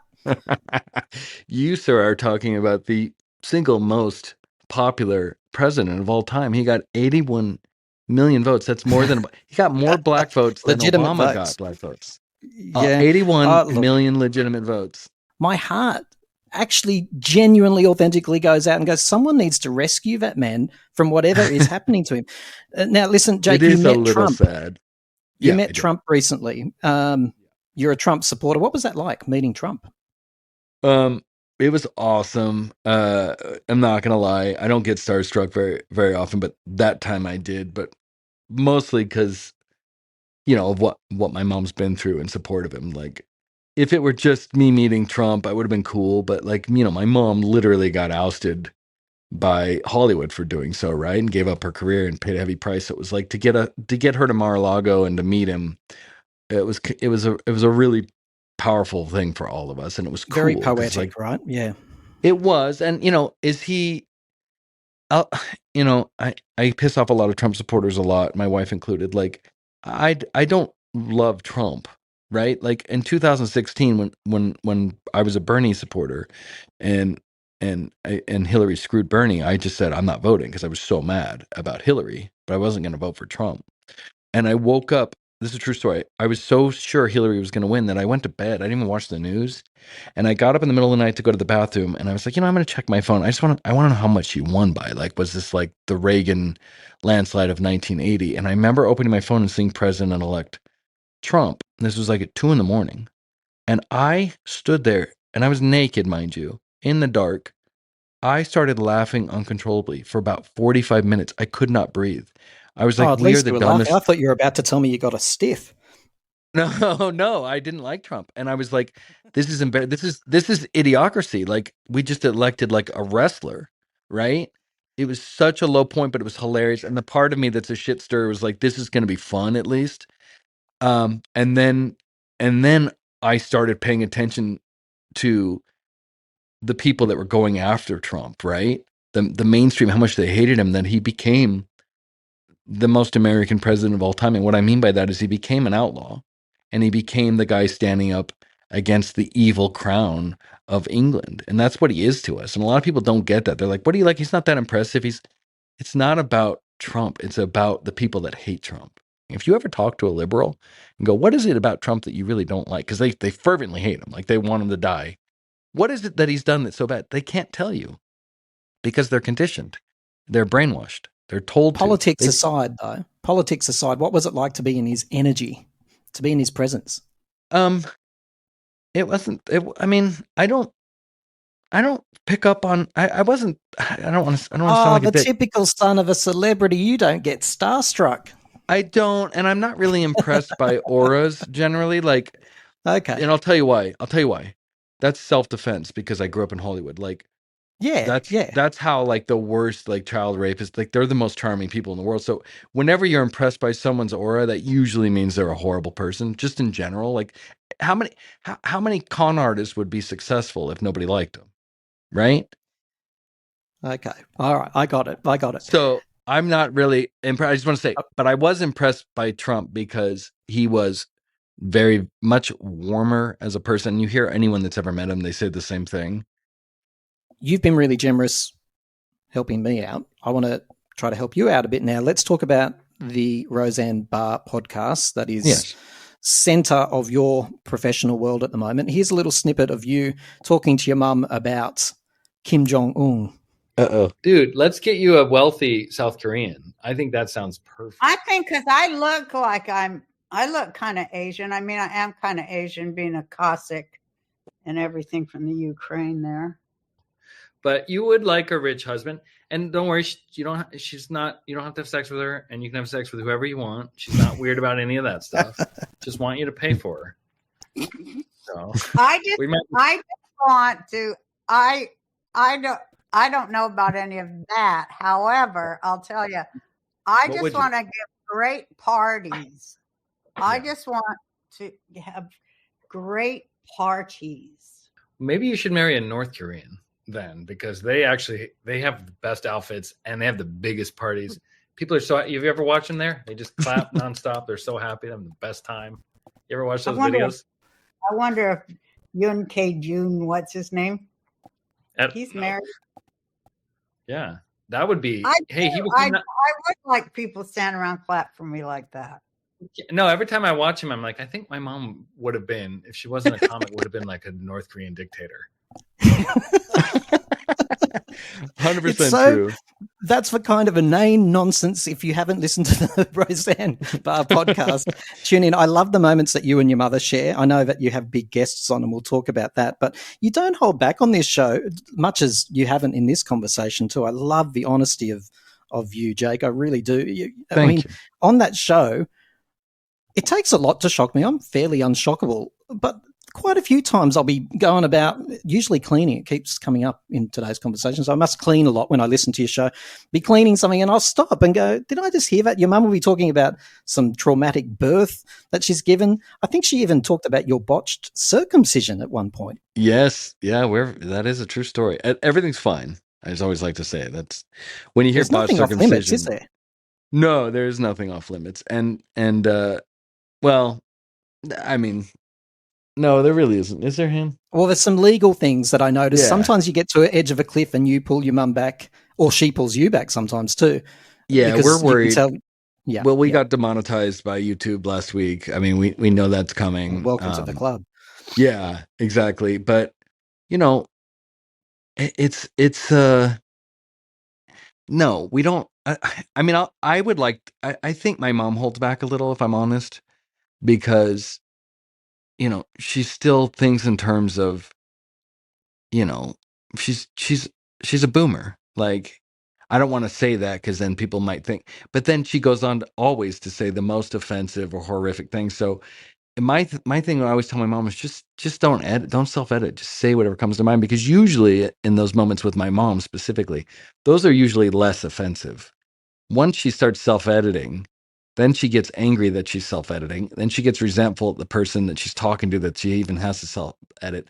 And then the pathological humor comes in and she's like, now I have to offend this person. Meanwhile, this person is not privy to any of this internal dialogue. So this is why a lot of people think she's really crazy. And then she'll go, fuck, now I got to offend this person. And then it'll turn to anger and she'll say something. And they're like, what happened? Right? So just don't edit, talk about it. And but she's been getting better. Jake? What about you? Like, at the end of the day, you're on a podcast and you are co-hosting, whether you like it or not. You're co-hosting a podcast with your mother and she's talking about your penis in detail. Yeah. I mean, I love that. I should make this isn't normal, don't you? It's not normal. I do. This isn't what I know. You're the son of a celebrity, but in our world, this doesn't happen. You understand, Jake? I know. I'm thinking I should make an Instagram page for my penis. Like how people do for their dogs. Like we try and make him his own celebrity. No, it's not normal, and it's also hilarious. I did want to phone in, by the way. I did want to say because you went 3/4 of the way, and I was like, "Well, finish it off. What is a botch? Like exactly what happened?" Well, I'm joking, by the way. You don't have to answer that question. Oh God! The doctor's supposed to perform it, right? And then I think a rabbi comes in and sucks it or some weird stuff. I wasn't there. Sucks it. Yeah, there's some rabbis that do. That's true. I'm not making that up. You can look it up. They stop the bleeding with their mouth, which is really, really, it makes me question a lot of the Jewish faith, even though I'm a Jew. Like that's in line with stuff that I don't like. I don't like sucking little children's penises, but no, they do. That's a real thing. You can look it up. But anyway, we're in the West here, so it wasn't a rabbi. It was a doctor. Well, the doctor was stuck in traffic, as I understand it. So the nurse was like, you know what? I'll just do it. I've done these enough. And apparently she hadn't done them enough. So she snipped the foreskin off. And is this in a car? No, this is in the hospital. The Oh, the right, nurse okay. did it. Now they wouldn't let her. They'd say you wait till the doctor gets here. But she's like, I don't know. This was the late 70s. So she snipped it, and then it just all that happened was she snipped it a little too deep that the bleeding didn't stop. So my penis looks fine. It wasn't like they cut my penis off. The thing was, it started shooting out blood like that Julia Child's Dan Aykroyd sketch from the SNL. My dad said. So my dad had to run across the room and grab the head of my penis and pinch it until the doctor came and they could Oh, stop the bleeding. man. Okay. Yeah. Wonderful. Yeah, but I'll tell you the blood flow. Hannah's here. She'll tell you the blood flow is still good, right, babe? Hannah's confirming everything's in working order. She's just she's like, she gets offended easily. She's offended. No, yeah, that was a botch. But no, I like, the funnier parts of that podcast when you're talking about my mom talking personal is when she talks about giving birth to me and how her butt came out. Yeah. That's not normal. Yeah. That to Yes. me is much more offensive than the botched circumcision. Like, I could talk about my penis all day, but my mom's thinking about her butt actually coming inside out or outside in. Like, that's maybe I can be offended because that is if anyone offensive. can do it, a mother usually could, right? Yeah. Well, I was 10 pounds. Is the show successful? It's been on for about 8 months or so now. Is it successful? It's very successful. So YouTube throttles us, but we're lucky because we have our audio podcast tracked via the audio podcast host company Libsyn, and we're also on Rumble, so we can actually see what our real numbers are. And YouTube takes, from our best estimates, YouTube's taking about 30 or 40% of the view count away. But with that said, and everything accumulated, yeah, we're at like 500,000 a week, and Wow. we are throttled and we're not shared. Amazon, when we started, they're like, hey, Roseanne Barr, we'll do a banner. And then she got canceled again that week when she was on Theo Von's show, and they said she was a Holocaust denier, which is my personal favorite cancellation of all time. Out of context, right? Yeah, of course. Totally. It's always out of context. Yep. My mom's is like the most Zionist pro-Israel Jew of all time. But that's how they work, right? So Amazon pulled their banner ads for us, and we have not been featured or sponsored. Nobody talks about us. We went on Donald Trump Jr.'s show.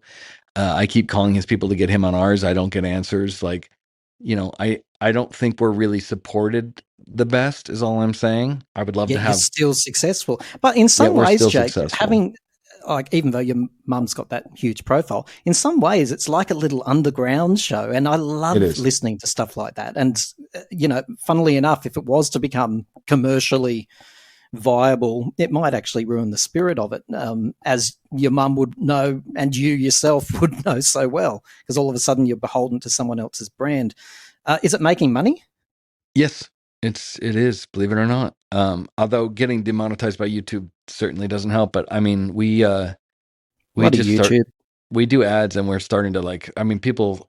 I saw one comment. It was only one, but some people were complaining about the amount of ads we had. Like, we're starting to sell out the show. From a financial standpoint, you have the most diverse range of products on your show. It's unbelievable. Well, no one will. That's the other thing. I've got some gold bullion over here right behind me. Awesome. Don't worry about that. Well, we're going to do satellite phones, and C60 Evo's coming. But what's cool is,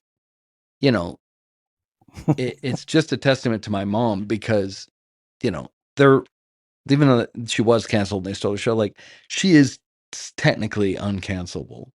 And the podcast that we set up was for that reason. Libsyn, the company we chose, they used to do Rogan before I went to Spotify. They do not censor. They don't. They have left-wing, right-wing shows. They're fervent on their First Amendment protection. So every step of the way, Rumble, of course, is a great platform for that. Every step of the way, we are on platforms and supported by people and products and companies that, if they don't share our values, they at least share that one value, which is we don't censor. So she really can't be censored except for YouTube demonetizing us, which sucks, because that was like a third to half of the money. And 3, it's an hour of work a week for her, and at 71 years old, that's about what we get her for. So, I set up. You'll notice on the podcast, the sets change. I've done it from Arizona. I've done it from LA. We've done it from Texas. We're doing it in Hawaii now. We did it in Florida. Like, I built the studio to travel. and she just gets to go and live the best life. She deserves it. She sleeps a lot of the time. She smokes weed. She watches Q's videos and monkey videos. 1 hour a week, she has to come out here and pontificate about politics, and then she goes back to bed, and I stay and do It's all a the hell of a editing. life you're describing. I wish I had it. It's the best. Good on you, It really Roseanne. is. No, she deserves it. You know what? She deserves Of it. course, she worked bloody hard, and I see sometimes she's struggling by the end of some of those podcasts in terms of fatigue and stuff like that. Yeah. Look, you've had some mega profile and by the way, that's again where I see your protectiveness come out. Like you're so thoughtful to her, and it's heartening for her fans to know that you're there and the rest of her family. You've had some mega profile guests. You've had Candace Owens, Kari Lake, Rudy Giuliani, Tucker Carlson. Yeah. Are you learning new things about life by having access to, powerful perspectives that these people deliver? Yeah. Tucker was okay. I do get starstruck now that I'm not. When I met Tucker, it was like, Oh, thank God. meeting the face of. It was like meeting Jesus. I'm not gonna lie. I went out there. It was like meeting Jesus. It was like meeting Jesus. Maybe I'm overselling it, but no, we went to Florida and we did. She did his show last year, and he went to dinner with me and my mom, and he wears flip flops. What you see with Tucker, like how Trump's different on camera and off camera, Tucker's the same person. And he's the nicest person. And I met people that worked for him for 15 years. Like, he's the greatest boss. He's the nicest guy. We went to dinner with him. We had the best conversation. And by the end of the dinner, he pulled me outside and he said that, and this was so validating for me, that I was one of the most fascinating people I ever talked to, and gave me his cell phone number. Wow. And so I've texted with Tucker a few times, especially after he got canceled by Fox. And what I've found is that the people that are the most successful that I've met, like Candace and Kari Lake, and they so far are the nicest people I've met. And it's very, very different than Hollywood. So what I'm finding now in the podcast or political world is that usually the best people are successful in that realm, which is the opposite of Hollywood. When you Hollywood's think about the it, most talented. It makes sense, though, doesn't it, Jake? These people, I'm not saying that the creative pursuits aren't admirable. They certainly are. But these people that you're bringing onto the show, they're putting their neck on the line. They Absolutely. really are. They're putting their neck on the line. Is there financial reward and gain and notoriety? Absolutely. And you could make that argument, but they are actually doing something. Has there ever been a guest on your show that's left you cold, though, or disappointed? Yes. James O'Keefe. I'm just going to tell the truth. I like James. I saw him at TPUSA, but James O'Keefe is the most like work-oriented person, and I think that's why he's successful. The guy works nonstop. We let him, he stayed in our house, and I love James O'Keefe, so we cooked him dinner. He was on the phone working. It's not an insult to him. I don't mean to badmouth him, but there was no like warm exchange, like where I'm having dinner with Tucker or Candace, where you feel like you're talking to the person. Like, James is a machine. And by the end, when he left, I was like, oh, that sucked. I thought we were going to go out and smoke a cigar and talk about journalism. And basically, I felt like I was watching the James O'Keefe show the entire time. So that wasn't fun. That episode was great, and we support James and his work. But I don't know. What's fun for me, even like when Ron White came over, we prefer in studio. I prefer to be in Texas with the Austin comics, and what they do is they come to our house and we cook them dinner. My wife makes this delicious burrata appetizer to blow your mind. And Blair White, for instance, came over and we have dinner before we do the podcast, and we drink. They're there for 5 or 6 hours. Then we just go film the podcast for an hour and we hang out. So I get to have dinner with these people. It's not just the podcast. And I've started to recognize patterns of what makes a podcaster or talking head like Tucker successful. And I'm learning from watching, but it's what I've gathered so far is the most important thing is to be genuine. You can see when you listen to the show, you see the real Roseanne, and you see how genuine she is and how impassioned she is politically, and myself included. And that's what people want. And a lot of that is because they've seen the bullshit of the fake news media and all this talking and shit, and they see how cold and calloused and evil it is, that they want to clean and walk on the beach and listen to people, a woman and her son talk, even if it is politics, they want it to be genuine, and I'm learning to be more genuine, which is probably why I don't have a problem talking about my botched circumcision. But you were genuine from episode 1. I remember my observations in the first couple of episodes were you guys are still finding your feet here, and but what I loved was the genuine interaction between you and your mum. You were really pissed off with her. Mum, let them speak. Mum, shut up. Mum, they're trying to finish their sentence. Mum. That's what got me hooked. It's like, hang on, this is not edited. This is what their relationship is. Can I give you some other thoughts about the show, if that's all right? Yes, of course. How arrogant of me. No, I love it.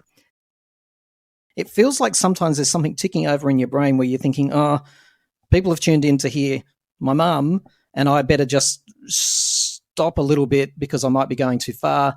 I noticed that you ask the guests, can I ask you a question, which is a bit of a giveaway for me. Like, why are you asking permission? You're a co-host. Is it a fair statement that it's taken you a while to settle into your part of the show? Yeah, that is a fair statement, but that's a lot of that's just being deferential to my mother and the guest. Like, I'm probably oversensitive, but being the son of a celebrity, I already know that everybody's thinking I'm there because I was born there, and that I don't deserve to be there. Sorry to stop you, but that is the self-consciousness that I see and hear on the podcast. Exactly that. People are going to think that I have no... Drop it, mate. You're every bit as good as your mum. Drop it. Like, I know it's got her name on it, but when you have a big value add to that show, so drop that. And I hear the guests really respect it too. Sometimes you rescue the guests. You know that, don't you? You rescue them sometimes. No, I you take your little Roseanne translation book sometimes. I've noticed you must flick through it and go, okay, what mum meant by that 3-minute monologue was, and the guest will be like, oh. No, I mean, I literally produce the show. That is, I do that. Like, I'm booking. You work hard on it. I can tell. I mean, it's just me. And then, my wife will help me, but I literally book it, shoot it, film it, edit it. It's 95% me. And then, of course, well, not whatever. That was arrogant. Mom is the only other person producer of that. Yeah. And mom talking is the only other work being done on the podcast. But I do it all. I upload it. I do all the whatever. So my point is, that's my job first. I feel like I'm producer first. So, and it's the Roseanne Barr podcast. And if Carrie Lake's on, people want to see Roseanne and Carrie talk. They don't want to see Roseanne's son talk. Now I'll come in if I feel like it's slow, or if it needs to, or if I'm going to ask a question. Between you and I think I ask the best questions out of any podcaster. Like, I'm very arrogant. And I'll when I'm editing, I go, thank God Jake's here. I do that a lot. Like, there he goes. Here comes Jake. He's gonna say, he's gonna make this episode great.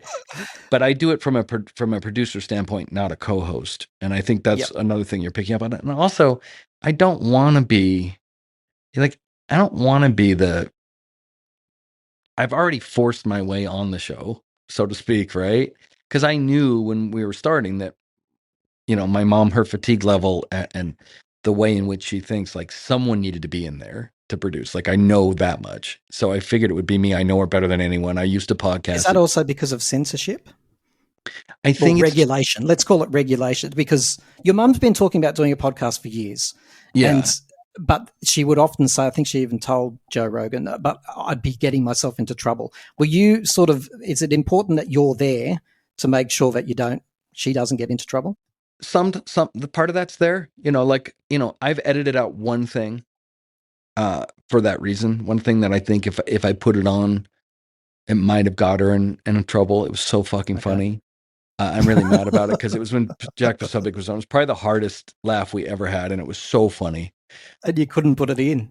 I didn't put it in, so that was to protect her. And I might tell you what it was. I'll think about it. But no, God! If you had to edit it out of your show, don't get my little show cancelled. No, I don't. Because it really wasn't that bad. It was probably me just being oversensitive. But anyway, the point is, no, and I don't want to sound rude, but my mom, she's so smart and so well read.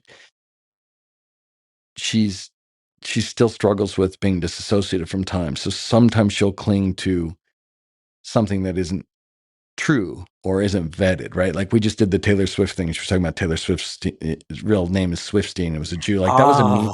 That was a meme I that went yelled. around. Yeah, I went, that's a myth. It is a myth, isn't it? it is a myth. So Yeah, that's yeah. the real reason I'm there is for that, because she's That's why I love the alone. show, though. It's so cool. It's so cool. No, it's great, and that's what I love about her. Like she'll say whatever. Like that's what people love about her. Like I would never edit her, but when you're 18 hours a day on your computer watching everything on the internet and believing it, when you go to do a podcast, if you're there by yourself for an hour, it's one thing to get in trouble. You also might say things that just aren't true.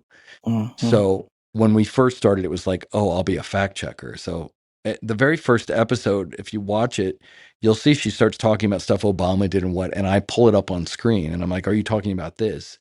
That was me producing, because I knew that she was going to cite things that were true because she knows her shit. And then Yep. she might say something that's full of shit and she won't know the difference. So originally my role was just to go, Ma, you're talking about this. And here's the document online. Everybody listening, you can go read it here. So I'd keep her only spouting fact. Oh, your chemistry is amazing, and keep doing it. It is amazing. You're a dad now, a fairly new dad. I think it was 2020 your daughter was born. Is that right? Yeah, 2021. Yeah, 21. 20, yeah, congratulations. Yeah. Thank you. What's she like? I know that we don't talk about our kids too much, but generally, is she a happy little girl, healthy? The happiest, funniest, healthiest little girl. Like she's we're pregnant. I'd say because I'm also gained weight. But we're expecting our second daughter.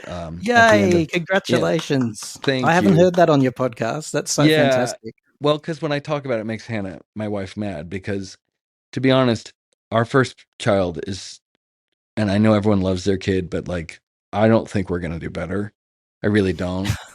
And I'm serious. I'm not trying to be funny. Like this second kid is gonna have to really come out and really impress me, because Livia, my daughter, is so funny, so smart. And I'm talking like legit funny, not like, oh, I have dad eyes and everything she does is funny.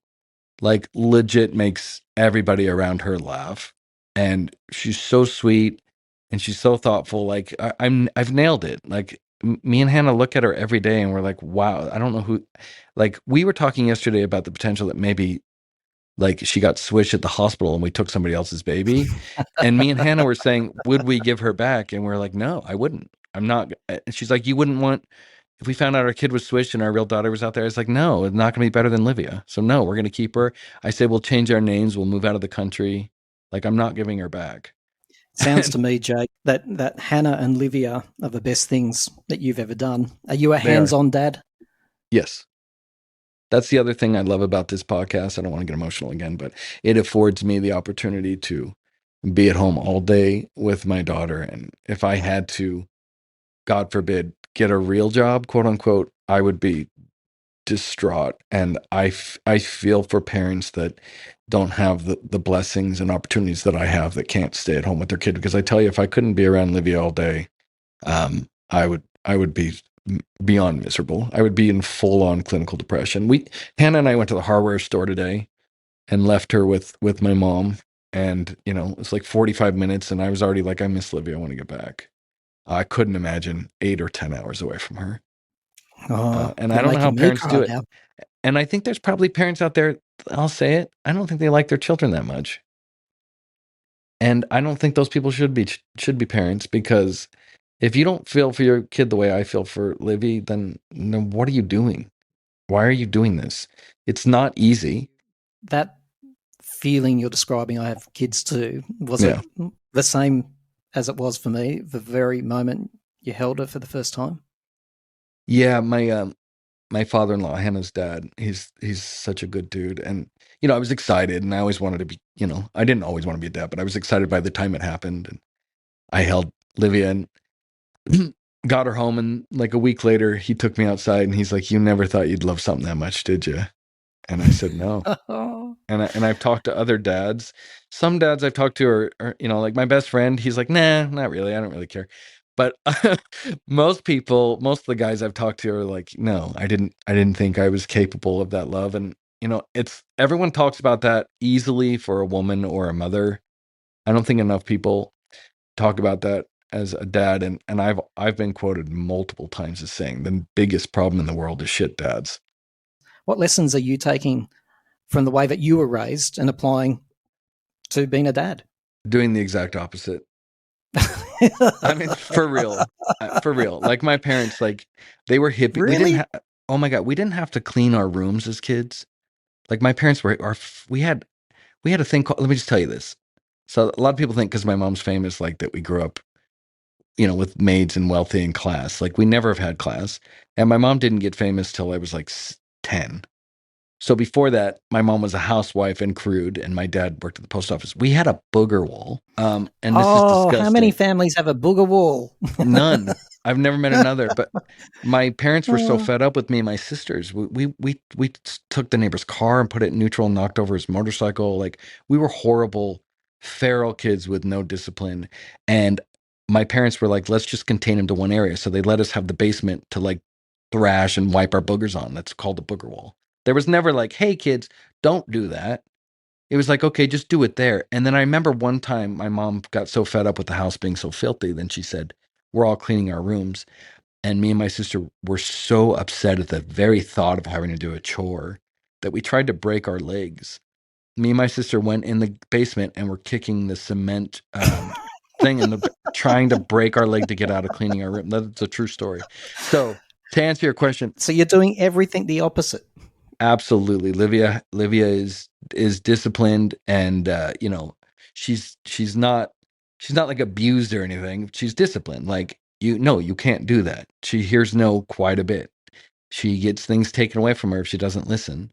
She has to follow rules. Like it's a normal father and mother and daughter relationship that most people do. But for me, it's the opposite of how I was raised. And what we do, because we want her to enjoy her childhood and not feel like a servant, is we leave her with both her grandmas. So my mom is Mimi, Roseanne, she calls her Mimi. And then Hannah's mom is Gigi. Her name's Randy. And when she goes to her grandma's, she can have as much sugar and do whatever she wants. She doesn't have to follow any orders. So we let her go. And we've told her, when you're with your grandma's, you can do whatever you want. But when you're home, you have to listen. And so far that's worked. The only problem with that is that we live with Mimi. So sometimes, like today when we went to the hardware store, we came back and she had Play-Doh on the kitchen table and was eating sugar, which would not be allowed if I were watching her.